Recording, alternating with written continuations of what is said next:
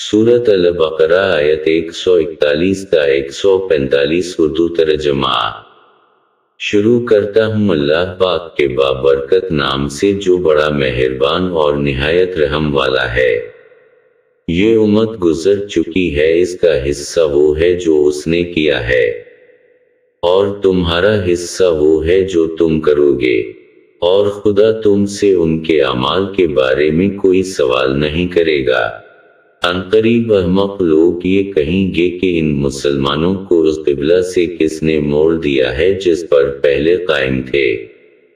तो ए पैगंबर, कह दीजिए कि मशरक़ व मग़रिब सब खुदा के हैं, वो जिसे चाहता है सराते मुस्तक़ीम की हिदायत दे देता है, और तहवील क़िबला की तरह हमने तुमको दरमियानी उम्मत करार दिया है ताकि तुम लोगों के अमाल के गवाह रहो, और पैगंबर तुम्हारे अमाल के गवाह रहीं।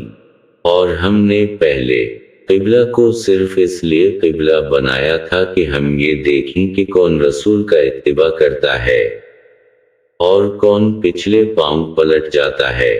अगरचे ये क़िबला इन लोगों के अलावा सब पर गिरा है जिनकी अल्लाह ने हिदायत कर दी है, और खुदा तुम्हारे ईमान को ज़ाया नहीं करना चाहता। वो बंदों के हाल पर मेहरबान और रहम करने वाला है। ए रसूल, हम आपकी तवज्जो को आसमान की तरफ देख रहे हैं, तो हम अनकरीब आपको उस क़िबला की तरफ मोड़ देंगे जिसे आप पसंद करते हैं। लिहाजा आप अपना रुख मस्जिद अल हराम की जिहत की तरफ मोड़ दीजिए, और जहाँ भी रहिए उसी तरफ रुख कीजिए। अहले किताब खूब जानते हैं कि खुदा की तरफ से यही बरहक है, और अल्लाह उन लोगों के अमाल से गाफिल नहीं है।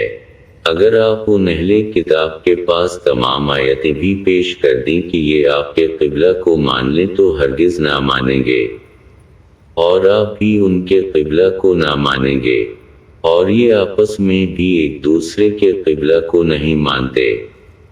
और इल्म के आ जाने के बाद अगर आप उनकी ख्वाहिशात का इत्तिबा कर लेंगे तो आपका शुमार जालिमों में हो जाएगा।